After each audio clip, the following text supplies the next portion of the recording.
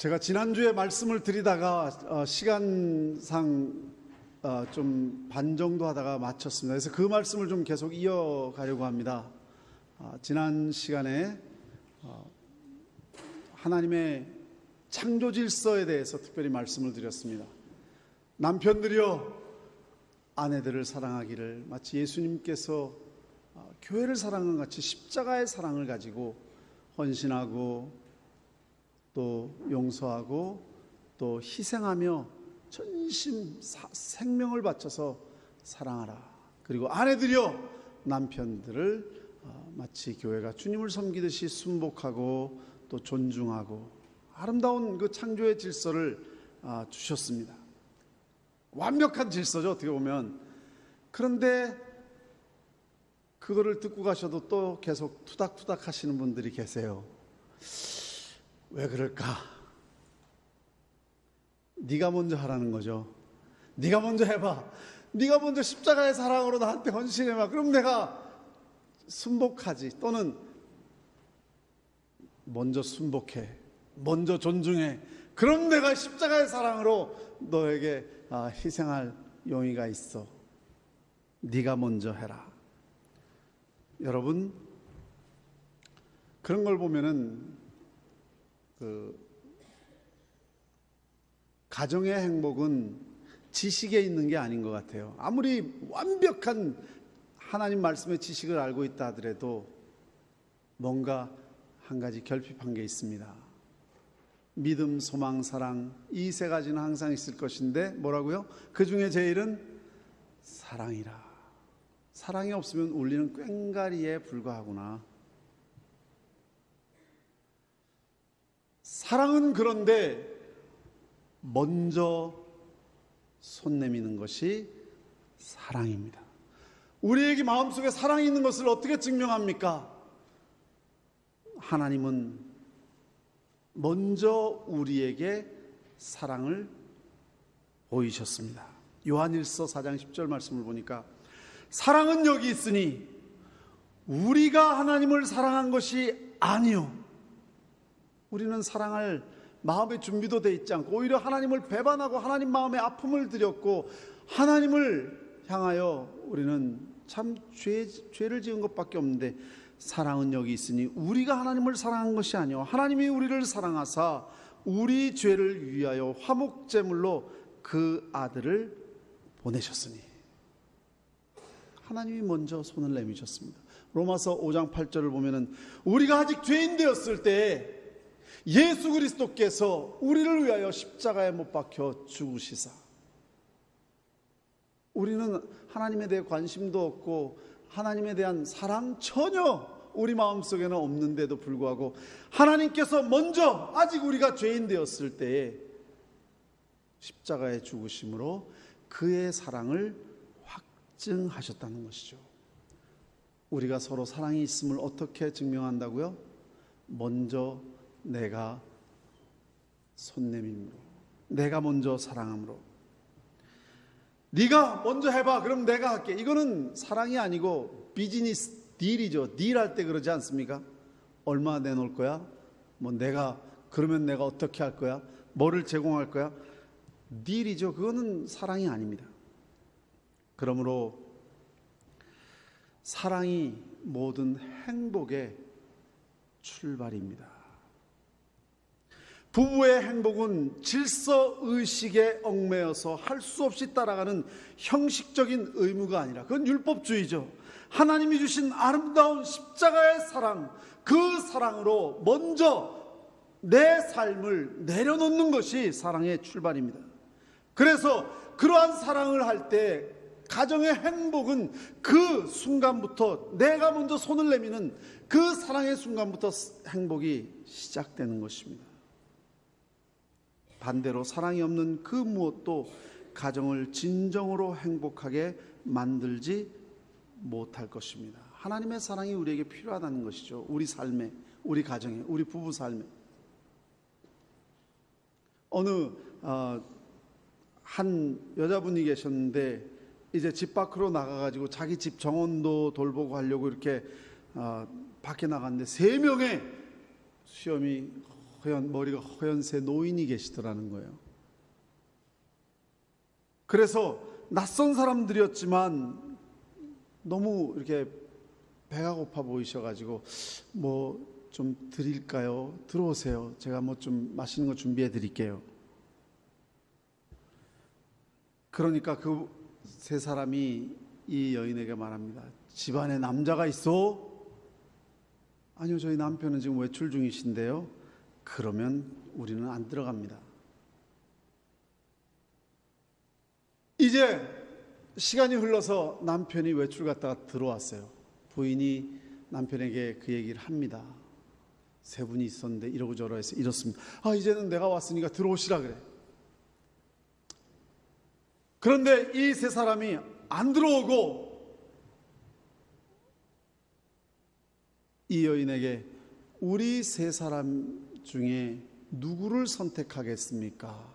우리는 세 사람이 같이 안 들어갑니다. 이 사람은 부라는 분이고 이 사람은 성공이라는 분이고 내 이름은 사랑이라고 합니다. 그래서 아내가 들어가서 남편에게 그런 얘기를 하니까 남편이 얼굴이 환해서 부라는 분을 모시고 들어오세요. 우리 집이 이제 잘 살게 되면은.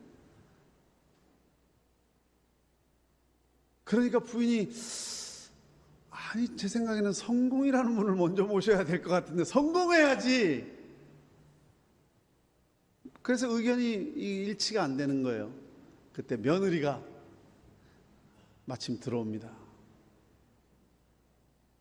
시부모님들이 이렇게 그거 가지고 의논한 거고 제 생각에는요 죄송하지만 사랑이 먼저 아닐까요?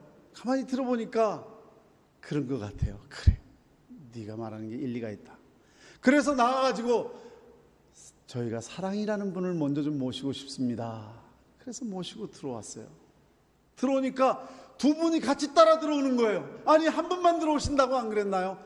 만약에 부나 성공을 선택했다면 아마 두 사람은 밖에 있었을 겁니다. 그런데 사랑을 선택했기 때문에 사랑을 선택하면 이 두 분이 같이 들어오게 돼 있습니다. 믿으시기 바랍니다. 어떤 사람들은요 이거 굉장히 깊이 생각하게 만드는 거예요. 삶의 안정을 위해서 모든 걸 희생하고 그냥 돈만 많아지면은 가정이 행복할 줄 알고 열심히 일만 하다 보니까 진짜 중요한 부부의 사랑 관계를 다 잃어버렸습니다. 어떤 분은 성공을 위해서 집착하다 보니까 사랑을 잃어버렸습니다. 그러면은 사실은 다 잃어버리는 거거든요. 그게 무슨 소용이 있습니까? 부가 무슨 소용이 있고 성공이 무슨 소용이 있고. 그러나 사랑을 선택하게 되면 부와 성공이 다 따라오게 될 줄로 믿습니다. 얼마나 진리인가요? 물론 뭐 내가 원하는 만큼 부자가 되지 않고 내가 원하는 만큼 성공하지 않더라도 사실 성공하면 행복하게 되는 것이 아니라 행복한 것이 성공인 줄로 믿습니다. 우리가 그렇게 살아야 됩니다. 우리가 굉장히 착각하고 살아요. 나중에 그 사실을 알고 나면 too late, 너무 늦습니다. 나중에 다 깨지고 난 다음에 그때 가서 사랑을 찾고 행복을 찾고요? 아니요. 행복하면 사랑하겠다고 하는 것 아니요. 사랑하는 것이 행복이요, 사랑하는 것이 진짜 성공된 삶인 거죠. 그래서 정말 우리가 아무리 하나님의 진리를 알고 하나님의 창조의 질서를 다 알고 있더라도 사랑이 없으면 아무것도 아니라는 이유가 아마 여러분들의 체험 속에서 이미 아실 것입니다. 사실 마음에 사랑이 있으면 모든 것이 다 덮어지고 다 귀하게 보이고 다 좋아 보입니다. 처음 결혼할 때 동기들을 물어보면 여러 가지예요. 뭐 밥 먹는 게 너무 복스러워 보여가지고 그래서 결혼했다는 분도 계시고요. 어떤 분은 뭐 걷는 모습이 팔자로 걷는데 너무 여유 있어 보여가지고 너무 멋있어 보여가지고 그래서 마음에 들었다는 분들도 계시고 뭐 어떤 분은 우는 모습이 너무 그냥 아름다워 보였기 때문에, 또 어떤 분들은 보면은 뭐 이렇게 헤어지고 뒤로 돌아가는 모습이 너무 이렇게 뭐 외로워 보였다든가, 그래서 사랑, 뭐 여러 가지 이유가 있어. 어떤 분은 뭐 심지어 코 푸는 것까지 너무해요. 그런 분도 있어요. 뭐 그게 너무 시원스러워 보여가지고 나중에 지나놓고 나면 10년 20년 지나면 그때 우리가 눈에 콩깍지가 쓰여서 그랬죠. 그런 얘기들을 하시죠. 사실 콩깍지가 쓰였다라고 얘기하는 것은 이제는 관계를 머리로 생각하기 때문에 그래요. 사실 머리로 생각해서 서로 사랑할 사람은 아무도 없습니다. 마치 창조의 질서를 안다고 서로 사랑할 수 있는 사람은 없습니다. 사랑은 마음으로 하는 거죠.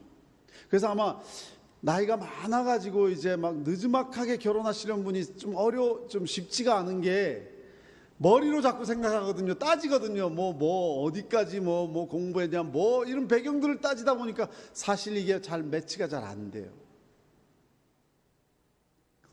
사실 결혼은 이렇게 마음으로 사랑으로서 이루어진다는 것을 단면적으로 우리에게 보여주는 것입니다. 논리가 아니고 가슴으로 느껴지는 것이 감정이고, 그래서 가슴이 차가운 사람은 사랑의 참된 의미를 모른다고 합니다. 결혼은 사랑으로 이루어지는 것이고, 이루어질 뿐만 아니라 사랑으로 계속 이어지는 것이죠. 논리로 결혼을 하면 피곤하고 논리로 맞춰 살아야 하니까 결국은 그것은 이루어질 수가 없습니다. 그러므로 진정으로 사랑한다면 이미 우리가 알고 있는 창조의 질서를 내가 먼저 손을 내밀게 되고, 내가 먼저 실천하게 되고, 내가 먼저 자진해서 기쁨으로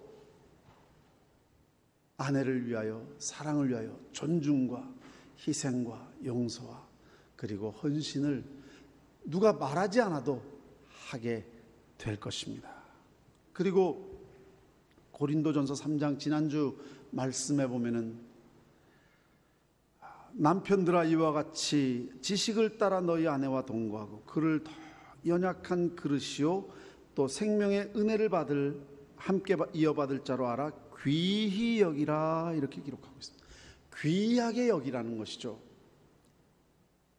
금이 자갈돌보다는 작아 보일지 모르지만 굉장히 귀한 것이거든요. 아내가 연약해 보일지 모르지만 정말 소중한 존재라는 것을 알라는 것입니다. 마치 연약한 그릇이라는 것은 던지면, 잘못 놓으면 깨집니다. 깨진 그릇을 복귀하는 것은 불가능합니다. 물론 본드로 붙여서 전처럼 똑같이 해놓을 수는 있지만, 그러나 원래 상태와는 비교가 안 됩니다. 깨진 그릇은 그만큼 깨지기 전에 정말 깨어지지 않도록 연약한 그릇처럼 귀하게 여기라는 것이죠. 그릇은 깨어지면, 유리그릇이 깨지면 날카롭습니다. 여자들은 그것을 잘 나타내질 않습니다. 마음속에 품고 있죠. 그러나 그 깨진 그릇 때문에 나중에는 그 상처에 베이게 됩니다. 남편들이요, 아내의 마음속에 깨진 그 그릇으로 남아있는 부분이 없는지, 그 날카로운 부분 때문에 나중에 큰 상처를 입게 됩니다. 지금 갈등하고 있는 문제는 지금의 문제가 아닙니다. 내가 마음대로, 내 감정대로, 내 생각대로, 마음대로 그릇을 깨트리다가 생긴 그 상처요, 그 날카로움 때문에 결국 오래전에 남편이 무심코 뿌리는 그 가지가 자라서 결국은 그것이 상처를 깊이 남기는 것입니다. 그러므로 평소에 그릇이 깨어지기 전에 정말 언행을 조심하고 행동을 조심하고, 마치 깨어지는 프레자일, 깨어지는 그릇처럼 귀하게 여기라는 것입니다. 그리고 아내를 위해 무엇을 해주기 전에 먼저 아내에 대해서 좀 알으라는 것이죠. 남편들아 이와 같이 지식을 따라 저희 아내와 동거하는 것은 좀 알고 귀하게 여기라는 것입니다. 이것은 꼭 아내뿐만 아니라 남편도 마찬가지입니다. 아내들이여 남편에 대해서 알고 존중하고 알고 서로 귀하게 여기라는 것입니다. 아내는 보이는 남편에게 무조건 순종만 하기만 하면 되지만 남편은 보이지 않는 아내의 성품이나 마음에 대해서 이해하려고 더 많은 노력을 해야 된다는 것입니다.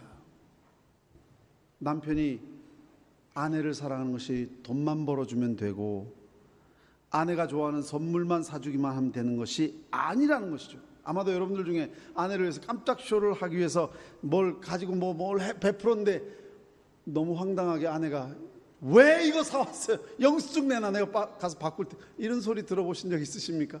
이해가 안 돼. 나는 진짜 마음으로 하려고 했는데 이해가 안 되는 것은 아내들이 원하는 것은 그런 무슨 깜짝 쇼나 물론 그런 것도 좋아하시는 분도 계시겠지만 진짜 원하는 것은 마음의 존중과 마음의 귀함을 서로 느낄 수 있는 그런 것인데 평소에는 막 함부로 말하고 함부로 대하고 하다가 무슨 깜짝 쇼 한다고 그게 마음에 무슨 뭐가 와 닿습니까?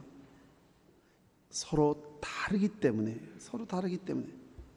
그 다른 것을 이해하고 알으라는 것이죠. 남자들은 보통 한 5분이면 쇼핑이 끝나요. 딱 뭘 살까 어디 알고 어디 가서 딱 정해서 딱 가서 사오면 그걸로 끝나는데 여자분들을 보면은 한 번 쇼핑하러 가서 그냥 와 또 한 2시간 돌아보고 그냥 와. 이 많은 시간을 왜 허비해? 그리고 또 가요. 또 똑같은 곳에 또 가서 보고 또 그냥 와. 그럼 남편들은 짜증나죠. 또 같이 가면은 막 기다려 그러잖아요.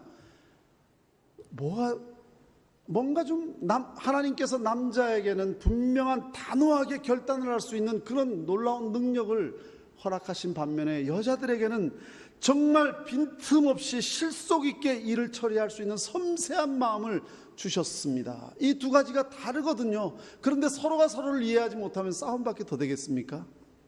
왜 이거 생각이나 좀 하고 사왔냐고 아마 따질 거고, 남자는 왜 갔으면 사오지 도대체 몇 번을 가야 되냐고 아마 짜증내지 않을까요? 조그만 일이지만 우리가 서로를 이해하는 것이 얼마나 필요한 것인지를 우리에게 가르쳐 주시고 계시는 것입니다. 우리가 사랑의 언어를 서로 사용해야지 마음이 깨어지지 않는 것을 알고 있습니다. 남자는 여자로부터 듣고 싶은 말이 있습니다. 칭찬이 듣고 싶습니다. 인정받고 싶어 합니다.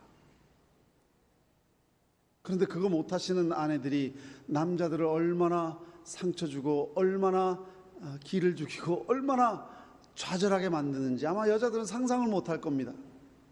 여자분들은 남자로부터 염려와 배려를 얻기를 원합니다. 이해를 받기를 원하고 배려받기를 원하고 그리고 정말 케어받기를 원하는데 그것을 이해하지 못하는 남자들이 얼마나 여자들에게 상처를 주고 있는지 본인들은 생각지도 못하고 이해하지도 못할 겁니다.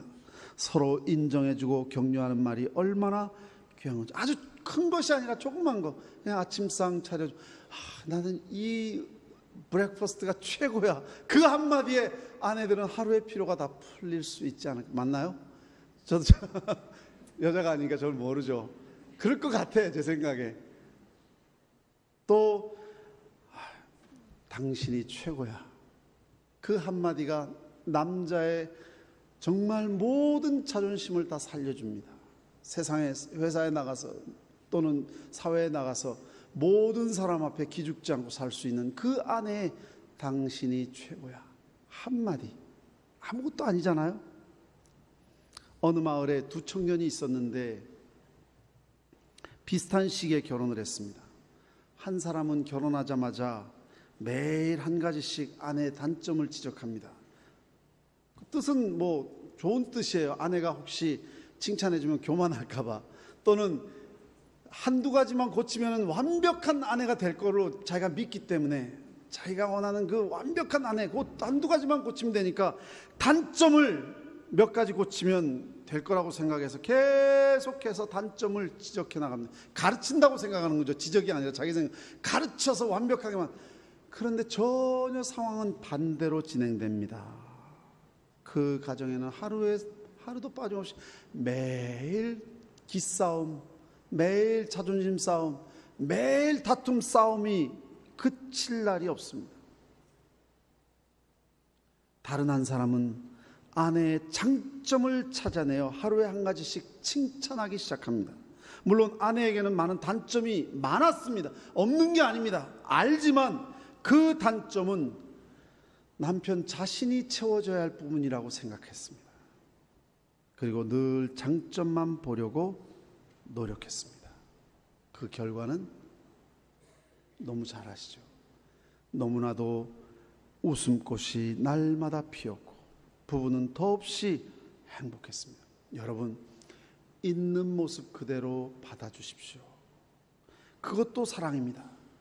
그런데 그렇게 있는 모습 그대로 받아주고 사랑하면서 자신이 채워줘야 할 부분이라고 생각하고 살아가다 보면은 내가 고치려고 했던 그 단점이 저절로 고쳐지는 줄로 믿습니다. 그걸 내가 꼭 지적해가지고 자존심 상하게 해서 깎아내려서 고쳐지는 게 아니고요. 내가 그렇게 살다가 보면은 칭찬해주고 마음 문이 열리고 진심으로 사랑하다 보면 남편을 존중하게 되고 남편을 배우고 싶고 하다 보면 그 부족한 점, 내가 고치려 했던 점은 저절로 고쳐지게 되는 것이죠. 서로 존중하다 보면은 남편은 아내에게 배우고 아내는 남편에게 배우고 조그만 것도 너무 귀하게 여겨지고 조그만 장점도 너무 소중하게 생각이 되어지고, 그래서 우리에게는 축복의 언어가 필요하고 격려의 언어가 필요하고 칭찬의 언어가 필요하고, 그것이 우리에게 하나님의 축복으로 다가오게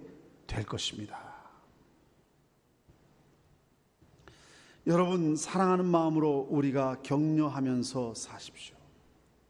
어떤 분은 나는 정말 아무리 장점을 찾으려 해도 우리 남편에게서 장점은 찾을 수가 없습니다. 근데 목사님이 그래도 찾아보십시오. 근데 어느 날 집에 탁 들어갔는데 노란 샤스를 입은 게 되게 멋있어 보였어요. 여보, 당신 노란 샤스 너무 어울려. 정말 전혀 듣지 못하던 칭찬이니까 갑자기 마음이 확 변하는 거예요. 그 마음이 열리기 시작합니다. 사랑의 언어는 기적을 만들어내는 줄로 믿습니다. 이거는 미국 여자분인데, 패티라는 분인데 아주 유명한 분이시고 엔터테이너예요. 다른 사람들을 즐겁게 해주고 말도 잘하고, 남편이 굉장히 점잖은 분이고 굉장히 온유한 분이세요. 그런데 남을 즐겁게 해주는 게 이렇게 습관이 되다 보니까 남편하고 같이 가면은 남편 흠을 보고 남편의 그 실수한 점을 사람들 앞에서 막 이렇게 얘기를 하면 사람들이 깔깔깔거리고 웃잖아요. 그게 되게 좋아가지고 자꾸 그렇게 하니까 처음엔 남편이 워낙 좋은 분이니까 그냥 이해하고 넘어가는데 자꾸 그러니까 마음에 상처가 되는 거예요. 그래서 말이 없어지고 부인하고 같이 다니는 걸 좀 피합니다. 왜? 또 가면 창피당할 걸, 무한당할 걸 아니까. 같은 회사에 돌싱이 계셨는데, 여자분인데 돌아온 싱글이 계셨는데, 그분이 굉장히 자상하고 배려하고 또 이렇게 굉장히 심려가 깊은 분이세요. 남자분이 그 배려심에 부인하고 좀 다르니까 자기를 존중해주고 거기에 마음이 조금씩 열리기 시작하는 거예요. 근데 이 패티라는 분이 그 사실을 나중에 알게 돼요. 그리고 정신을 바짝 차린 겁니다. 그래도 늦지 않게 정신을 차려서 다행이죠.